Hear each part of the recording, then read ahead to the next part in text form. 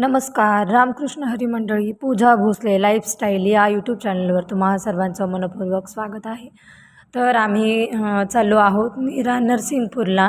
तर आम्हाला पाहायचं होतं की नदीला किती जास्त पाणी आले, कारण ह्या दोन नद्या आहेत भीमा आणि नीरा, ज्या दोन नद्यांचा संगम होतो तोच आम्ही पाहायला चाललो. कारण मी याच्या अगोदर पण भरपूर वेळा गेली आहे, पण यावेळी खूप जास्त पूर आला होता आणि पुलाच्या वरती पाणी आलं होतं असं म्हटले होते, म्हणून मला तेच पाहायला जायचं होतं. आणि त्यासाठी मी, क्षितिज आणि क्षितिजचे पप्पा आम्ही सगळे गेलो. सुरुवातीला तर आम्ही मंदिरामध्ये प्रवेश केला. तर हे बघू शकता, श्रीलक्ष्मी नृसिंह मंदिर असं ह्या मंदिराचं नाव आहे.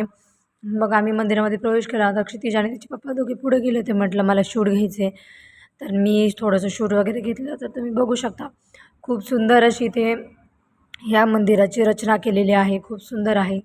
तर सुरुवातीला जातानाच बघा, इकडे असा वरती हत्ती कोरलेला आहे, म्हणजे दगडांमध्येच हे घडवलेलं आहे पूर्ण, खूप सुंदर आहे. नंतर आम्ही मंदिरामध्ये प्रवेश केला, दर्शन वगैरे घेतलं.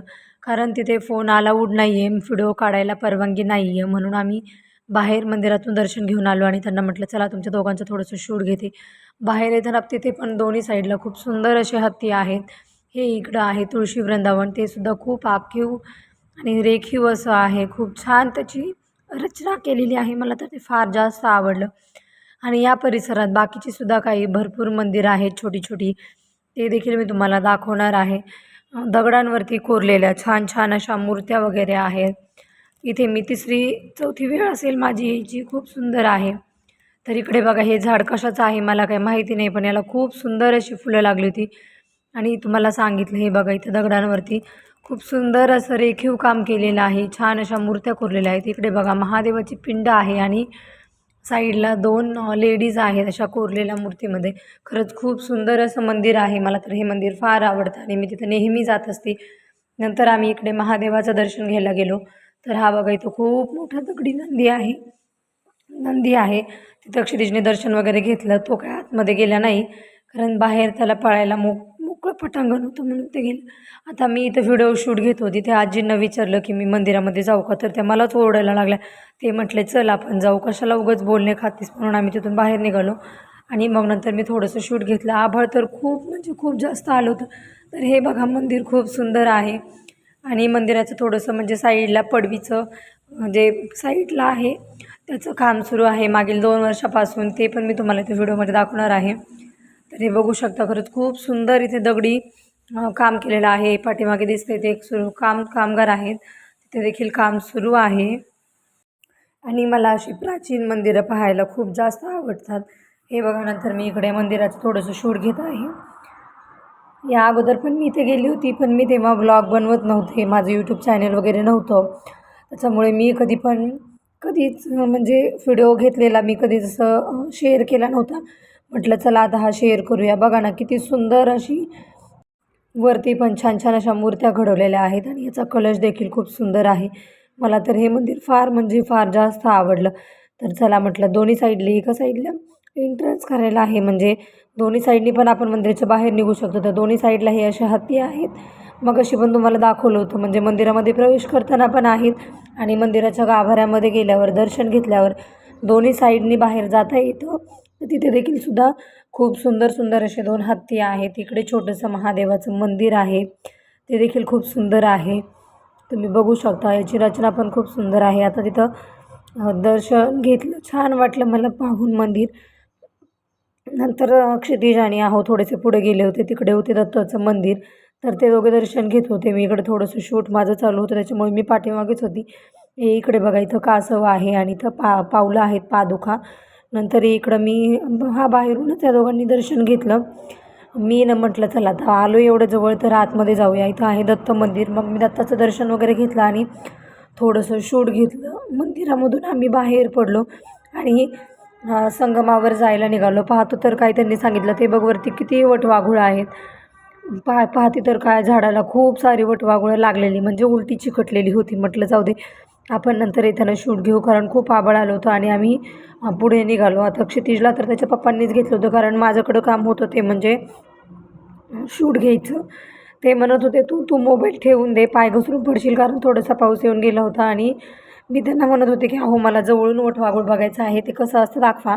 म्हणजे मी जेव्हा हॉस्टेलला राहायला होती DEDsला अहिल्यानगरला, तेव्हा आमच्या हॉस्टेलला सुद्धा अशी वटवाघूळ खूप होती, पण ती एकदम छोटी छोटी होती. आणि जुनं जे दगडी बांधकाम असतं प्राचीन, त्याला शक्यतो तिथे वटवाघळं असतातच, असं मी खूप वेळा ऐकलं होतं आणि पाहिलं आहे स्वतःच्या डोळ्याने, त्याच्यामुळे मला ते माहिती आहे. पण इथे खूप म्हणजे खूपच प्रचंड अशी वटवाघळ होती आणि मला तर खूप हसायला आलं, कारण त्यांचा आवाज तर खूप वेगवेगळा येत होता आणि इथे काहीतरी जाळलं होतं, त्याचा स्मेल वगैरे येत होता. पण त्यांना म्हटलं चला आपण खाली जाऊया. तर हे बघा, इकडं आहे खूप गढूळ पाणी आणि इकडं आहे एकदम स्वच्छ निळं असं पाणी. तर म्हटलं आपण एकदा इकडच्या साईडनी पण वटवाघूळ बघूया आणि तुमच्यासोबत देखील शेअर करूया. आता मी व्हिडिओला थोडंसं झूम केले तर तुम्ही बघू शकता, जे डार्क काळं काळं दिसतं असं उलटं लटकलेलं, ते आहेत वटवाघुळं.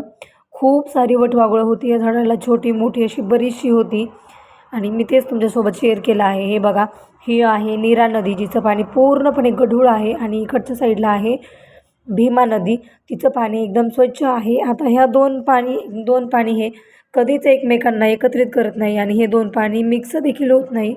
वातावरण तर एवढं सुंदर झालं होतं, म्हणून म्हटलं मला काही व्हिडिओ काढण्याचा मोहच आवरत नव्हता आणि खूप सुंदर असं मी व्हिडिओ तुमच्यासोबत शेअर करण्यासाठी काढत होती. तर तुम्हाला माझा हा ब्लॉग कसा वाटला ते मला कमेंट करून नक्की सांगा. आणि असेच नवीन नवीन ठिकाणं तुम्हाला पाहायला आवडत असतील तर माझ्या व्हिडिओला लाईक करा, शेअर करा आणि माझ्या चॅनेलला सबस्क्राईब देखील करा. तर हे बघा, हे इकडं पण खूप सुंदर अशा छोटंसं एक मंदिर होतं महादेवाचं. आता क्षितिजला चालायचं होतं, मग अहो आणि क्षितिज चालत होते. नंतर म्हटलं आपण थोडंसं आणखीन शूट घेऊया, कारण खूप सुंदर असं वातावरण झालं होतं. तर तुम्ही बघू शकता, इकडे भीमा नदीचं पाणी एकदम स्वच्छ आणि शुभ्र आहे, तर इकडे नीरा नदीचं पाणी एकदम गढूळ आहे आणि ह्या दोन नद्या एकमेकांचं पाणी एकत्रित होऊ देत नाहीत. हे खूप वर्षापासून हे अशीच कहाणी आहे, याची गोष्ट आहे. तर इकडे देखील दत्ताचं मंदिर आहे, मी तुम्हाला म्हटलं ना आणखीन मंदिर आहेत. तिथे महादेवाची पिंडसुद्धा आहे आणि बघा इथं दावं बांधलेलं आहे, कारण तिथपर्यंत पाणी आलं होतं, पण आम्ही गेलो तेव्हा पाणी कमी होतं आणि पूर्ण आलाय नदीला असं ऐकलं. म्हणूनच मी यावेळी नरसिंगपूरला गेले होते, कारण मला शूट घ्यायचं होतं. नदीला किती पाणी आलं ते, पण पाणी खूप होतं.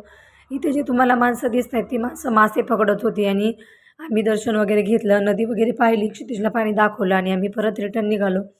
आता आतमध्ये जाणार, कारण आमची गाडी इकडच्या साईडला लावली होती, जिकडनं आम्ही मंदिरात प्रवेश केला तिकडे. मग थोडंसं आणखीन शूट घेतलं आणि इथे हे मला पूर्ण असं गोल गोल दिसलं. मला असं वाटतं की जुन्या काळात इथे विहीर असावी, कारण बरोबर गोल आणि म्हणजे विहीर म्हणता येणार नाही, आड असेल कदाचित, कारण पूर्ण तो पॅक केलेला आहे. आणि इकडं सुद्धा बघा, पूर्व दिशेला इकडची दरवाजा आहे, पण तिकडून कोणीही प्रवेश करत नाही. प्रवेशद्वार हे मुख्यद्वार पश्चिमेकडून आहे आणि जे पूर्वेकडचं आहे ते नदीकडे जातं, म्हणजे संगमाकडे जातं, पण तेथील काम चालू असल्यामुळे ते प्रवेशद्वार बऱ्याच दिवसांपासून बंद आहे. इकडे मी थोडं शूट घेत होते आणि आम्ही इकडे बाहेर आलो आणि आता इकडे बघा बाहेर आलो ते नंतर मी तुम्हाला जे जाताना शूट दाखवलं होतं सगळ्यात सुरुवातीला, ते आहे. नंतर मस्त छान असं थोडंसं शूट घेतलं.